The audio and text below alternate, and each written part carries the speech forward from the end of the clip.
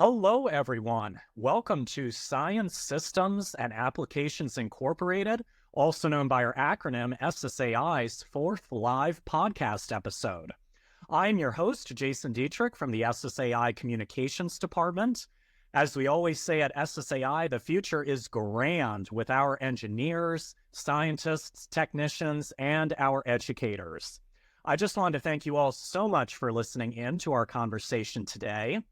If you are curious about what we've been up to, please make sure that you follow us on each of our social media platforms: LinkedIn, Instagram, Facebook, Twitter, and our brand new YouTube channel. Please also check out our website. We have job openings in a variety of different fields, and if you are passionate about science, exploration, and humankind, SSAI is the place for you. All the links for each of our social media handles will be provided right down below in the description of this video. Please check each of these links out, and don't forget to like, share, subscribe, comment, and engage with us via your questions about anything SSAI is currently working on. All our scientists, engineers, technicians, and educators are doing amazing work and contributing to many different initiatives that are occurring, like at NASA, among many others, to help benefit humankind. Speaking of educators, we have two rock star guests joining me today. We have Holli Kohl, who is the project coordinator for the GLOBE program. We also have Kristen Weaver joining us, who is the deputy project coordinator for the GLOBE program, and she is also the lead for Eclipse efforts and support for student research using Globe Observer. Thank you both so much for taking time out of your very busy schedule to talk with me today. How are you both doing? Great. Thank you for having us here, Jason. Yeah, happy to be here. Absolutely. It's my pleasure. As we always say, it's a great day at SSAI, right? For sure. So each of you have been associated with the GLOBE program and are a part of the Globe Observer team. For those of you who might not know, Globe Observer, an app affiliated with the GLOBE program, encourages individuals worldwide to contribute environmental observations that complement NASA satellite data, aiding scientists in their study of Earth systems. Available in 127 countries, users can download the app, register, and start making observations, thus becoming part of the GLOBE community. By participating, users provide valuable scientific data to NASA, GLOBE, local communities, and global students and scientists.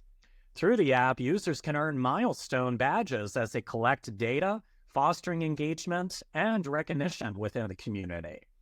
So now I would like to ask each of you some questions in relation to your work.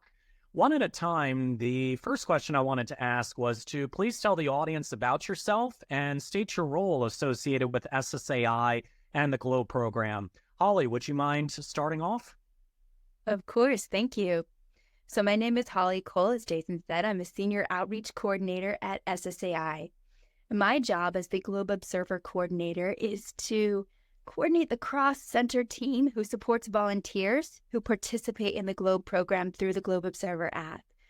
I joined SSAI in 2003 as part of what has now become the HBG contract at NASA Goddard Space Flight Center. I started my career at SSAI as a writer on NASA's Earth Observatory website, and then I moved on to leading outreach and education on 2 missions at Goddard, and then eventually in the Earth Sciences Division as a whole. I transitioned to GLOBE in 2016, and my training is in science communication, and project management. That's awesome, Holli. Thank you so much for introducing yourself. And I was going to say, Holli and Kristen, when you said that, Holli, you started in 2003, no offense, but I was 7 years old at the time, so I would... No, that's taken. I was in first grade at the time, so but I definitely got super interested, in STEM, especially once I got on to middle school, which was later on by like 2009 or so. So thank you, Holli, so much for that kind introduction. Kristen, would you mind introducing yourself and stating your role associated with SSAI and the GLOBE program? Sure. So I'm Kristen Weaver, and I'm also an outreach coordinator at SSAI, serving as Holli's deputy for the Globe Observer Project as part of the larger Globe program, as we talked about. So, helping her with various things. It ends up being a little bit of this and that, which I kind of enjoy, a little bit of social media, a little bit of coordinating with outside partners and, maintaining content on the website. So I enjoy the variety of things that I get to do in my current role. I've been full-time at Goddard since 2013 and with SSAI since 2016. So I started, first of all, as an education specialist with the Global Precipitation Measurement satellite mission. And then I sort of split my time for a while between GPM and Globe, and then have been with Globe Observer full-time since about 2018. And prior to that, I was a middle school math and science teacher, science mostly. And I taught 2 years in Denver Public Schools and then 6 years in Montgomery County, Maryland. So I started out 2 years in Colorado, where I'm from, and then out here in Maryland when I moved out to this area. And my undergrad degrees are actually computer science and psychology. But then I discovered an interest in working with students and got my teaching certificate and a master's in education. Oh, that's fantastic, Kristen. And I was going to say, I actually, before coming to SSAI, I started out as a teacher too, where I taught middle school science as well. And I started teaching during the COVID-19 pandemic, which was quite an interesting and challenging time for everybody. I think we all can agree on that. So, but it was definitely a great experience. I got to learn all of the cool technology resources that we have nowadays. It definitely helped me well in terms of eventually coming to SSAI as a science communications specialist. And Kristen, just to let you know your last name, I actually knew someone who was named Kristen Weaver in my undergrad program, believe it or not. So not a relation as far as I know, but maybe a distant cousin or something. Yeah. Well, she was a music performance major. I don't know if you play music or anything. I didn't in college. I did up through about high school, really, and then I did a little bit of just playing with friends on the violin in college, but not anywhere near that level of being a music major. But I enjoyed it. Oh, that's fantastic. Holli, how about you? Do you have like a music background by chance, or? I actually do. I played the flute through college. I was not a major. I thought about getting a minor, but I didn't want to have to take music theory since I was already in all the hard science classes. But I really enjoyed playing the flute, and I played it all the way through college. Oh, fantastic. Well, we should definitely get an SSAI group band together. That would be awesome. So there's a Greenbelt Community Orchestra. And concert band. There's local stuff around Goddard that is available for amateur musicians. Oh, that's fantastic. Well, for those of you viewers that are listening and who are, interested into music, please definitely check out Kristen's suggestion there. So that is just absolutely fantastic. And thank you, Holli and Kristen, so much for introducing yourselves and sharing your role associated with SSAI and the Globe program. And I just have to say, I'm just so fascinated by the Globe Observer app. When uploading data through Globe Observer, members provide complimentary data for NASA satellites. Members also provide valuable environmental information about their local community to other scientists, teachers, students, and citizen scientists around the world. There are even current measurement protocols on Globe Observer, which include Globe Clouds, Globe Mosquito Habitat Mapper, Globe Land Cover, and Globe Trees. There's a huge opportunity for collaboration and to contribute great scientific data to help better our planet. And I wanted to transition into asking each of you some different questions in relation to your role with the Globe program. Holli, I'm going to start off with you. As a project coordinator for the Globe program, you oversee the implementation and coordination of various initiatives. Can you share with us a particularly impactful project or collaboration within the Globe program that stands out to you and how it has contributed to environmental education and scientific research on a global scale? Yeah. As I reflect on everything we have done as a team, I think the thing that stands out to me most is the development of the Globe Observer app itself.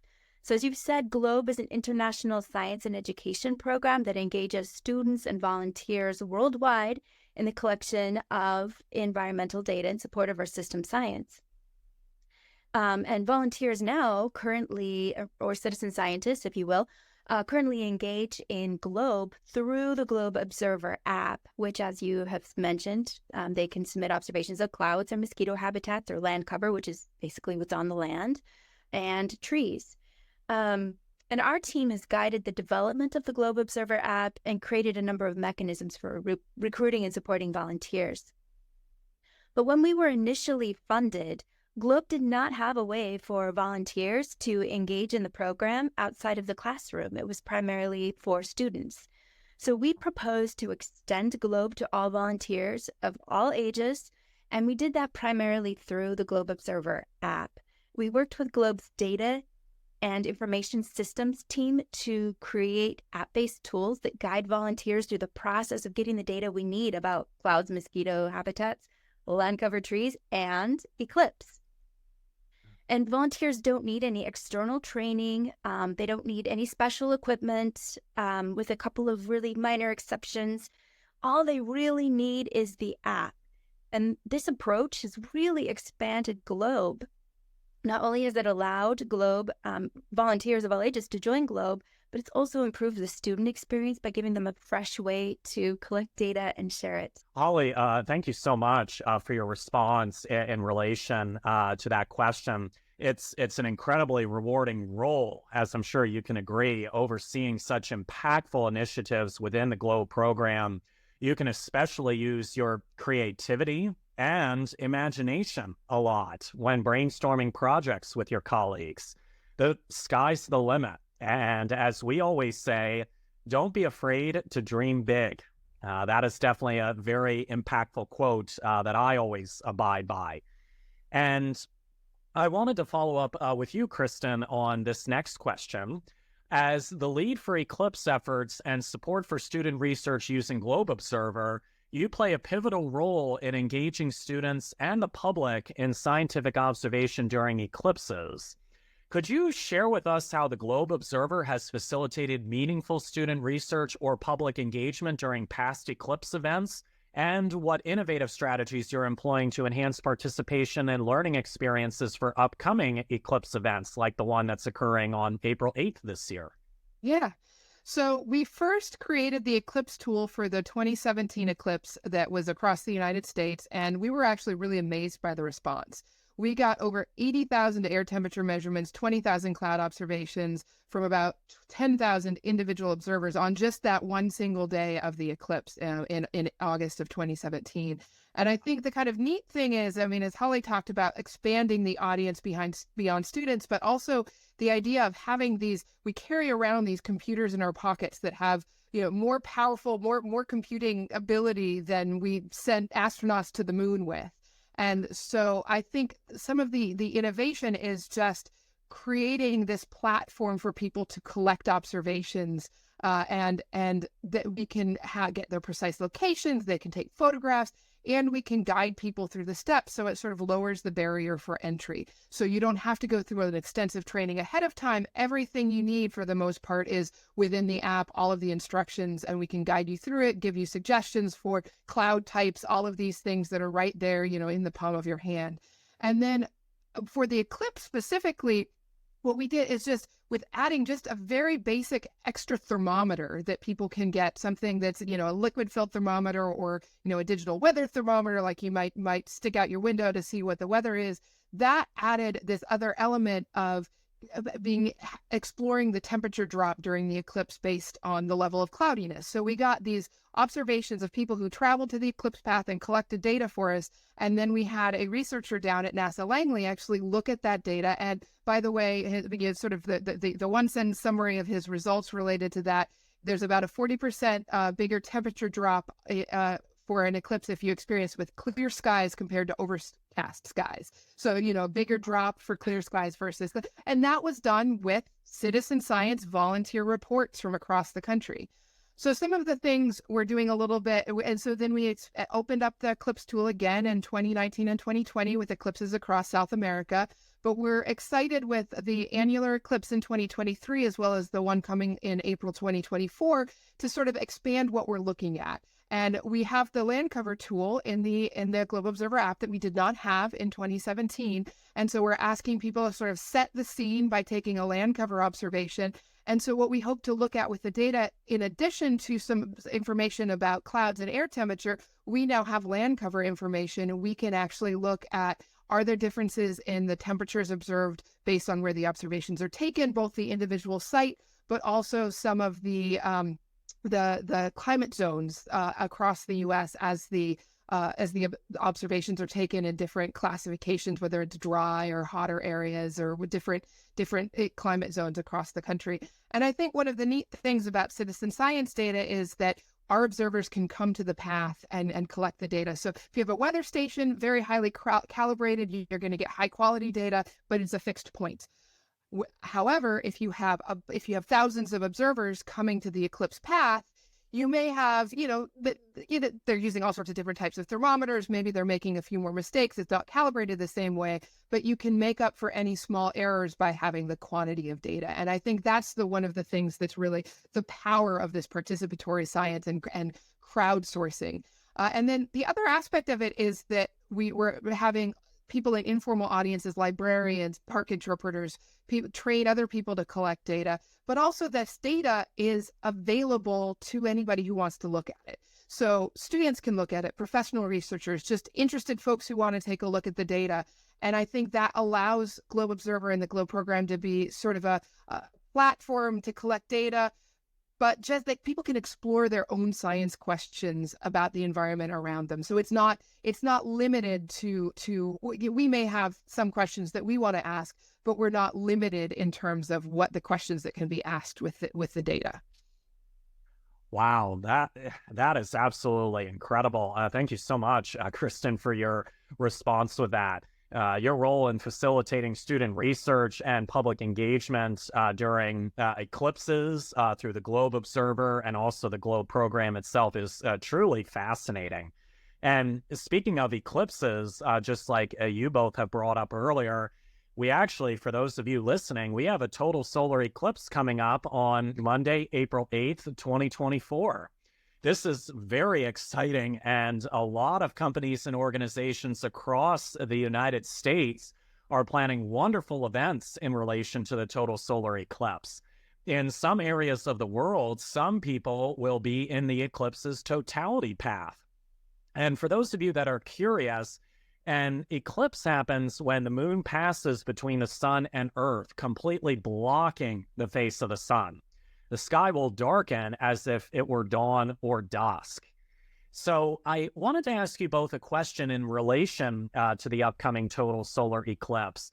What impact do you think the upcoming total solar eclipse and particularly participatory science will have on society, culture, and scientific exploration? Holli, would you like to share your thoughts first on this? Yeah. I see the biggest potential impact, not necessarily on the data we're going to be collecting, though I'm really, really excited about that, but rather in the potential impact it might have on young people. When you talk to scientists or people who have gone into STEM-related fields, they say that they have these formative experiences in their youth that really help them trigger that interest in science. And I think the eclipse could be one of those events for a lot of people. For me, that event was going to see Halley's Comet, waking up in the middle of the night, traveling out to the mountains, and seeing that comet with my family. That was very influential in shaping my interest in science. And I think the eclipse could do that for plenty of other people. In 2023, we actually worked with a group of teens through the Civil Air Patrol who were collecting globe data together as a group. And we heard from the organizer of that group afterwards that the experience was life-changing for many of those teens. So I think that's what we will see. That's going to be a huge impact.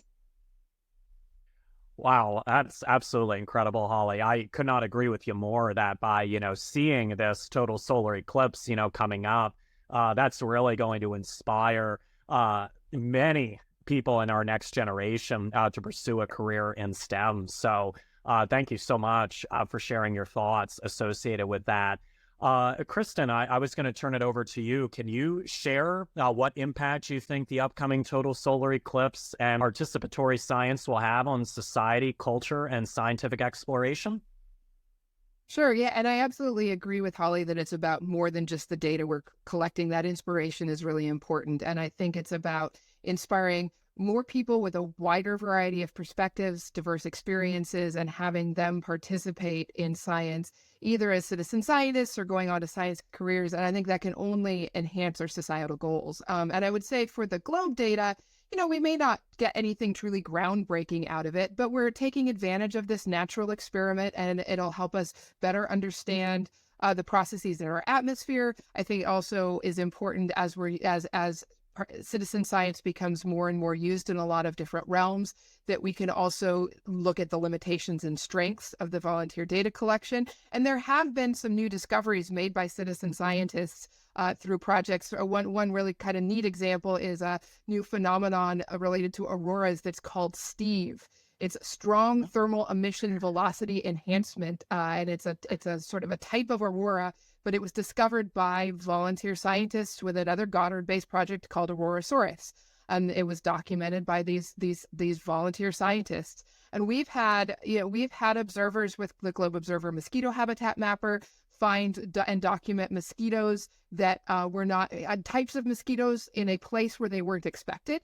So finding unusual data, and the photos are being used. The larvae photos as well as land cover photos are being used for some machine learning and artificial intelligence classification tools. So I think it's the power of crowds to support scientific research, and that I think it can help us discover new things, but also get new and diverse audiences of people involved in science. And I think both of those goals are important. Wow, that's absolutely fantastic. And Kristen, I was going to say, since you brought up STEVE and that big acronym, that's definitely very impressive. I actually never even heard of that. That's just look it up. It's interesting. I definitely will. For those of you viewers who are listening and want to learn more about STEVE, there definitely will be a link provided in the description of this video. So please definitely check that out. Holly and Kristen, thank you both so much for sharing your thoughts in relation to the impact the upcoming solar eclipse will have. It's a profound perspective, and it's totally clear that the upcoming total solar eclipse and participatory science initiatives hold tremendous potential to shape various aspects of our society, culture, and scientific exploration. And this leads me to my final question, where I wanted to ask you both, what roles do you believe total solar eclipses play in fostering curiosity about the universe and inspiring scientific exploration, particularly among younger generations? Kristen, I'm going to switch over with you. Would you mind sharing your thoughts first on that? Sure. Yeah, and I think eclipses are just such amazing events, and they capture people's attention. And I think getting people's attention, especially in this day and age where there's so many demands on your time and people are drawn in so many different directions, something that can get people engaged is that first hurdle, and get people engaged in doing science. That kind of gets us past the first hurdle. And so I think it's about helping people see themselves as scientists, that it's not just something for, a subset of people in white lab coats. It's anybody who wants to pick up their phone and take environmental observations, whether it's through Globe Observer or through any of the plethora of other citizen science apps that are out there. And I think the other aspect of it, we talked about encouraging people to pursue science careers, but it's also about the people who aren't going to get advanced degrees, but we want people to not be afraid of science. We want them to understand the processes of science and how science can help us understand the world around us. And I think this type of experience really promotes that perspective. And I think that's really important for everybody to have, whether they choose to go into a science career or not. Yeah. That's absolutely incredible. And, Kristen, you brought up an excellent point in terms of, engaging everyone, because, for those of you viewers who are listening, this event is not just for someone with an advanced degree. There's opportunities out there for everyone to pursue. Definitely at SSAI, we are changing that status where we are really promoting multiple different opportunities to ensure that everybody, regardless of educational status or experience, gets the opportunity of a lifetime to pursue these great initiatives and opportunities. So thank you, Kristen, for that explanation. And Holli, I'm going to transition over to you. What role do you believe total solar eclipses play in fostering curiosity about the universe and inspiring scientific exploration, particularly among younger generations? So, like Kristen, I will say that eclipses are powerful. They are deeply emotional experiences. So I 100% agree with that. And, that's why cultures around the world have these strong beliefs about eclipses, and they're integrated into every culture in some way or another. And then so you'll see, people who travel great distances to be in totality because they're just such powerful experiences. If you think about it, it's really amazing that we even get eclipses. The sun is 400 times larger than the moon, but the moon is 400 times closer to us than the sun. And that means they both look like they're the same size to us in the sky. And, I heard Michael Kirk say recently, and he is the person in the heliophysics division at NASA Goddard who leads the education and communication efforts around the eclipse and heliophysics. He recently said, Earth is the only place in the universe that we know of that experiences eclipses. So they're really, I think NASA calls it a coincidence. I call it a wonder. It's an amazing thing. So I knew all this intellectually going into my first total solar eclipse. And when I was really curious about it, I wanted to experience that. But what I didn't expect were the really powerful, transformative emotions I experienced and how encompassing it was. As I was watching this thing start to happen, I was feeling the temperature drop. I was feeling the wind pick up. I was noticing changes in the sky with clouds. I was noticing kind of shadows shifting and just the light looking really different than I've ever experienced before. And that entirety of the experience was extremely powerful. And in 2023, in the annular eclipse, I was for the first time experiencing an eclipse with a crowd of people. And when we got to that annularity or maximum eclipse, I was in a crowd of 100,000 people, give or take. And it was a big crowd. And there was this collective gasp when we got to that maximum eclipse. And then it went dead quiet. That many people, just that wonder in that size of crowd, it was a really incredible experience to have as a group. And clearly everybody was feeling that. So I think it's this sense of wonder and connection to the universe that you feel during that encompassing eclipse experience that creates the kind of curiosity that would bring people into science fields or at least science interest for a lifetime. Wow, that's absolutely incredible, Holli. And thank you so much for sharing your story about your experience with the annular solar eclipse in 2023. And that's incredible that everything just went dead quiet. And, something I'm definitely looking forward to is in terms of the total solar eclipse, I am actually going to be heading up to Erie, Pennsylvania, where I'm going to be going to the Erie Zoo. And I am definitely curious to see, as the total solar eclipse happens, not just how the humans react, but also how the animals react as well. Do they get confused? Do they get startled? What is their overall reaction? So I am super, super excited about that. And I believe, Holli and Kristen, correct me if I'm wrong, the next solar eclipse isn't going to happen till 2044. Is that correct? The next one in the United States. They happen about every 18 months or 2 years somewhere in the world, but for any particular location, they are much less frequent. So yes, it's the mid 2040s for the United States, but you can go to Spain in 2026. If the upcoming eclipse turns you into an eclipse chaser, there will be another opportunity. You'll just have to get on the plane. Jason, as you're at that zoo, we have a partner project that we worked with called NASA Eclipse Soundscapes. And they're asking people to write down what they notice about animals' behavior changing during the eclipse. So if you want to do that, it's a fantastic citizen science project funded under the same umbrella that we're funded under. And they're doing really fantastic things. So I encourage you and anyone listening to go check them out. NASA Eclipse Soundscapes. That is absolutely fantastic, Holli. I will definitely check that out and, make some observations and even, do it. So Yeah. That is totally awesome. And, we at SSAI, for those of you viewers who are listening, we promote diversity, equity, inclusion, and accessibility access to make everyone feel welcome and make everyone's voices heard. And I know myself, I am just incredibly grateful to be a member of SSAI. And I'm also grateful for the work that you two, Holli and Kristen, are contributing to in order to expand the amount of impact SSAI makes on various STEM initiatives.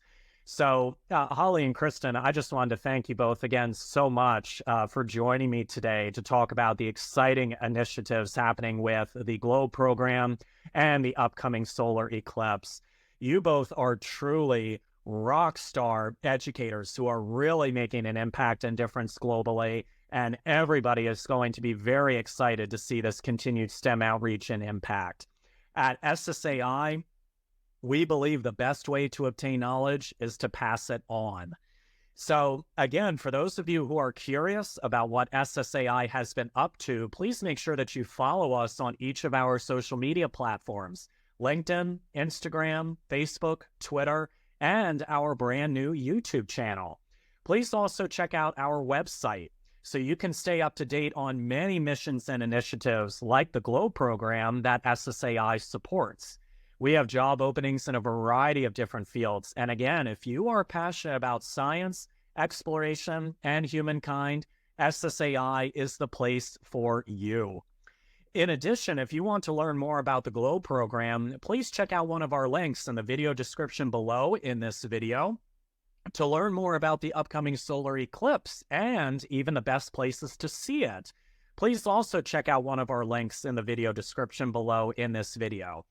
I also wanted to note, please make sure you don't forget your solar viewing glasses as well, because we don't want anybody to go blind or lose their vision while seeing it. So please make sure you take this opportunity now to get your solar viewing glasses as well.